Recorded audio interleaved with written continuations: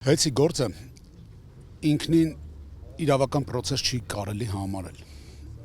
Սա ուղիղ կապ ունի, ինչպես դուք ճիշտ նշեցիք, Հայաստանի միջազգային հեղինակության հետ։ Ինչի համար եմ սա նշում։ Այստեղ գործը, հարցը ոչ թե վերաբերվում է նրան, որ միջազգային գործընկերները ներդրումներ կատարեն, որը որ վտանգված է, դա փաստ է։ Այստեղ այդ ազգայնացման ինստիտուտը, որը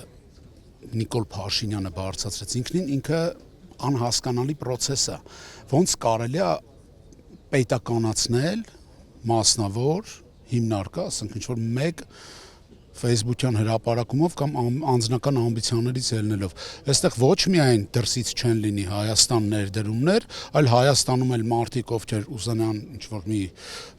բիզնես գործունեություն ծավալեն, բոլորը պետք է լինեն զգուշավոր, բառի բուն իմաստով, որտեվ ինչ-որ մի պահ վարչապետը կարա ցանկանա, որ այդ բիզնեսը էլ չլինի իրանցը։